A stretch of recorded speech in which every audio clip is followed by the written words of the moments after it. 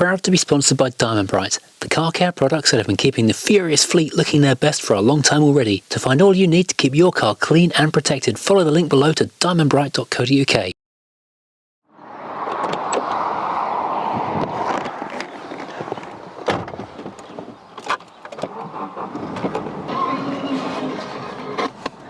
Ah, well, can you tell what car I'm in? Well, you probably can do, because I expect you saw it on the thumbnail and you knew exactly what video you were getting into. This wasn't a surprise at all. That's the problem with YouTube. You can't really do surprise reveals because you have to put stuff on the thumbnail, otherwise no one watches. Well, bump bump.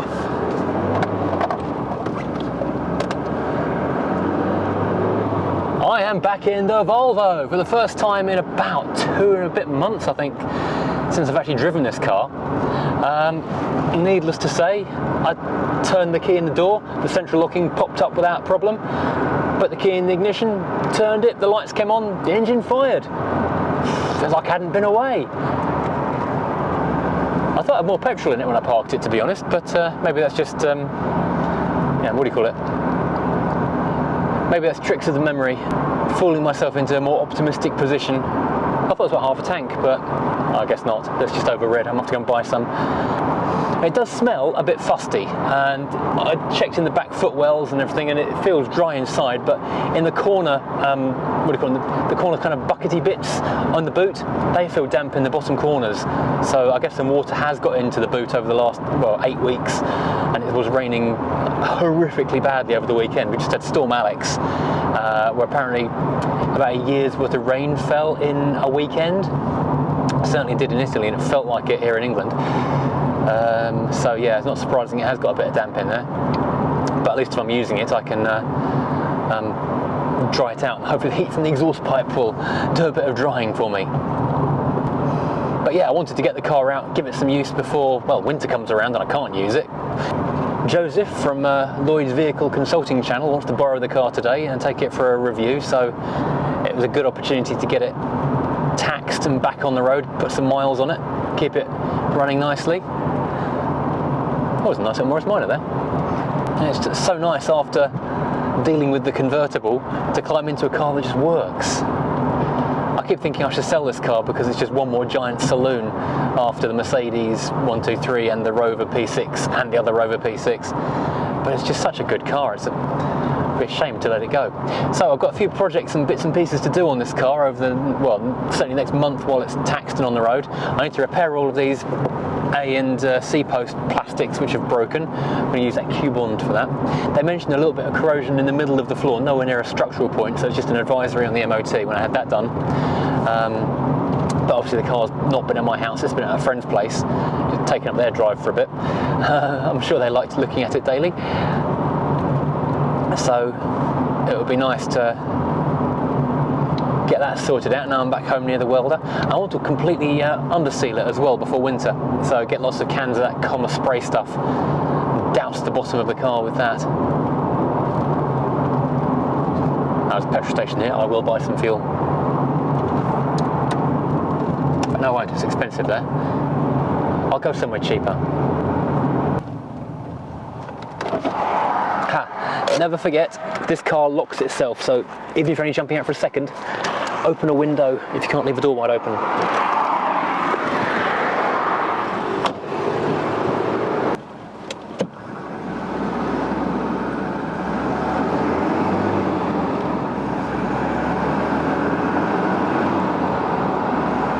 This car is very smooth. Forget how smooth it is really. It's not fast, but it is a proper old, not magic carpet, yeah, magic carpet ride. Feather carpet, feather blanket, feather bed. You don't have a feather bed ride, do you? A magic carpet ride, but I've no idea how smooth that would be. It could be really bumpy. People say a magic carpet ride, but that sounds just like terrifying, frankly. You know, a little rug up in the sky. How's that fun? Oh yeah, I never got to do my trip to lakes in this thing as well because I stuck it on sawn when I think they were still shut. I want to go and have a poke around that amazing Volvo scrapyard. I need to get hold of a new wiper arm for the near side headlight, and I need to get new tail lights. That's probably why the boot's wet, because the plastic is cracked on the tail light lenses. So I need to get them replaced. and the chance of finding a good second-hand pair are slim to none, but it'd be fun having a poke around and have a look. Gosh, even with the fan on, I can hear the clock ticking in the dashboard.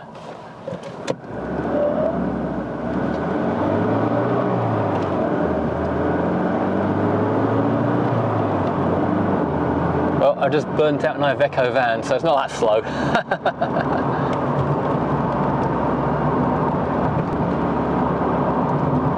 This car would look good if I dropped it about like 10 centimetres on the suspension, but I would lose that astonishing wafty ride, which would be a real shame. Also, once I've finished doing the welding on the floor, so I'm thinking of more and more jobs to do on this car, the list keeps on growing all the time. I've not refitted all the door sill trim, the plastic blue bits that need to go on there, because I didn't have a, well, I know I will be taking the carpets up again, so I can refit that and the car will look a lot smarter after that. And what else was I going to do? Oh yeah, the radio. I've just turned the radio on and just been reminded that I can only get heart on one speaker, so I need to sort out the radio on this car, because that's just depressing. Now there's a modern aftermarket radio that looks very similar to this thing. And this whole radio is kind of moulded in, so this entire plastic area is one thing, so I can't take this radio out easily without getting some extra big fascia thing to go around it. And I just remembered one other thing to add to the list.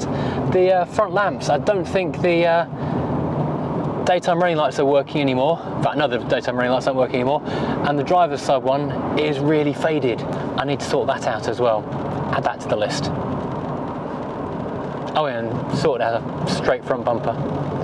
Anything else for the list? I'm sure there's more. Well, the Volvo's back. I've not done any work to it yet, but at least it can make itself useful by transporting the incorrect exhaust pipe off the Rover 200 convertible off to a collection point. You can go back to its eBay thing. It's only half incorrect. It is definitely a Rover 200 exhaust pipe, listed any Rover 200 from 1995 to 2005. Of course, the convertible, being in 1996, still uses the old pre-95 exhaust shape, so it is correct, but shouldn't have been listed for all Rover 200s. So here we have one brand new shiny exhaust. Let's go and compare it with the rotten one. So there we go. The pipes are the same shape, the hangers are in the same place, and it's even got a really nice tailpipe on it as well. So I try and shield the wind. This is what happens when you spend £45 at local motor factors, JRs thank you, instead of 20 quid off eBay. I think the one I got before was a baller. This new one is a Clarius, which is, you know, half decent brand as far as I know. I think that's what's on the Mini. What is very annoying is that although the seller managed to sell it for 20 quid, including free postage, I had to pay the postage back, and they estimated on eBay, and you have to use their estimated postage at £4 something. There is no way that an exhaust pipe that heavy is going to cost 4 quid when they run it through their scales. So I'm waiting for the email to come back to say that I've actually got to spend more on postage, because let's just post it and send you the bill. You don't have the option of posting it yourself. I spent more on returning it than I've actually spent on buying it. At least I've got a new one now. Now, the plan this morning was to quickly go and fit it onto the car. But you will notice a conspicuous amount of easy start and the bonnet's up. Why is that, you ask? Well, let's have a look. Ignition key, crank it over. It doesn't want to go. It was running perfectly like 2 days ago. And now it doesn't start anymore. I have seriously had enough of this car.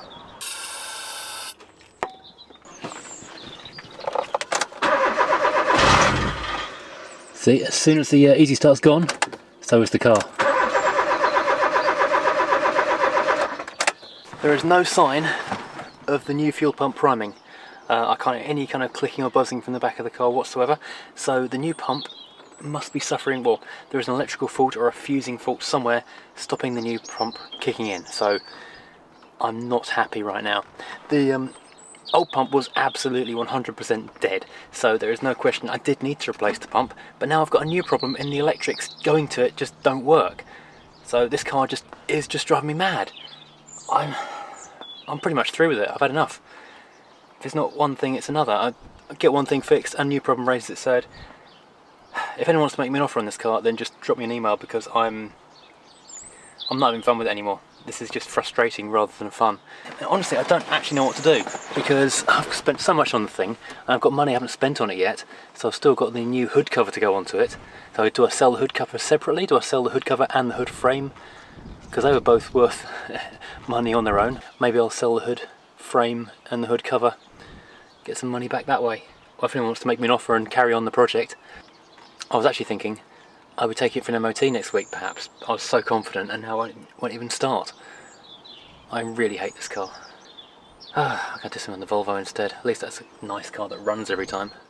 Now, unlike the Money Pit Rover, this old Volvo is unbelievably good. Just sat for 2 months, turned the key, and what do you know, it went. And it's just one of the best cars I've ever owned. And also one of the very, very cheapest as well. I can't get over how good it is for so little. So trying to make it more usable, because I had a bit of a drive the other day down to Newbury, a 4-hour return trip, and I was going to take it. Darren's radio doesn't work. One station, heart, one particular area, only one speaker, was not going to cut it for a 4-hour journey. So I thought, let's have a look at the radio today, see if I can just do a bit of a clean up with some electrical contact cleaner to make the thing just work. Now, my big question with this radio is this all one face panel, or is this like a singled in unit that's pushed into the back of a surround? Because this surround is going to mould it into the shape of the dashboard. Nice cup of coffee, that.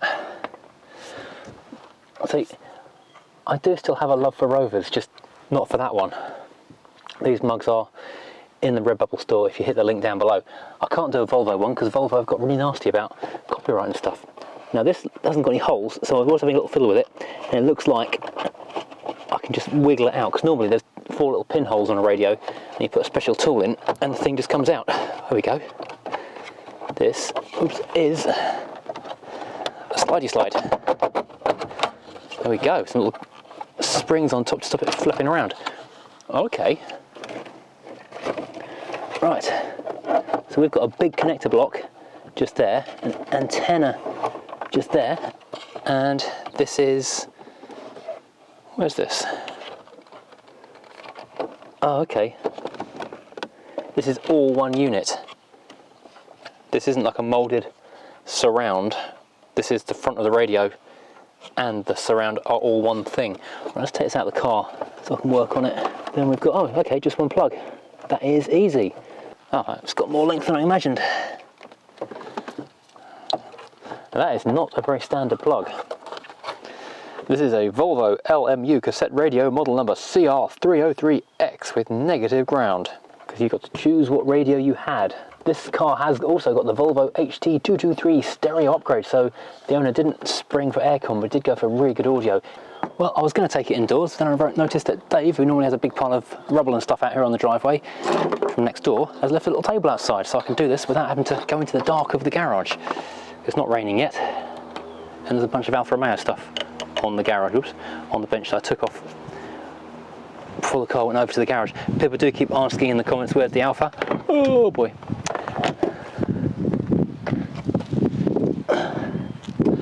That's not a magnetic screwdriver.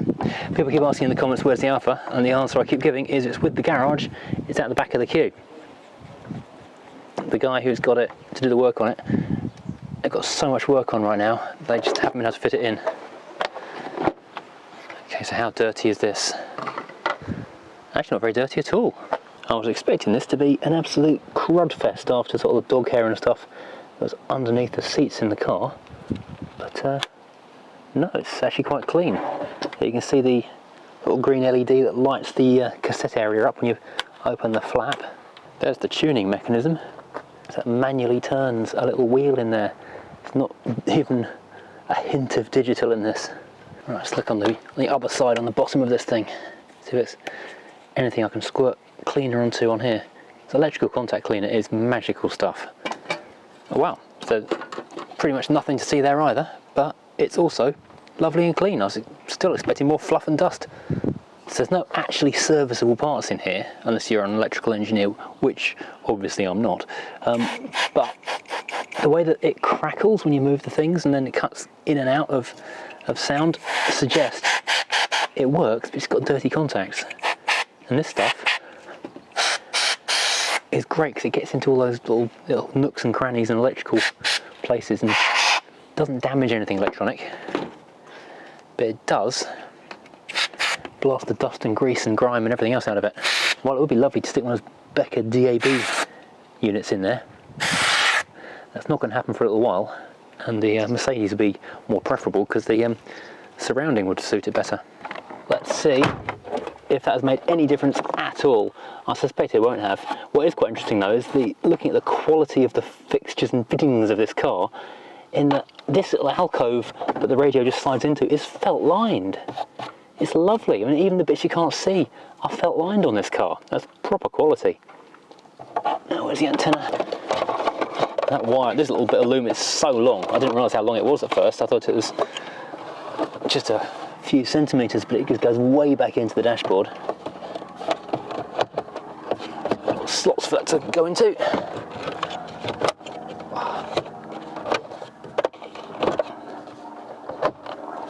So I wonder if you can buy this sort of surround area, so you can put like an old style, that's not gone back far enough, so you can buy an old style radio and fit it into that slot.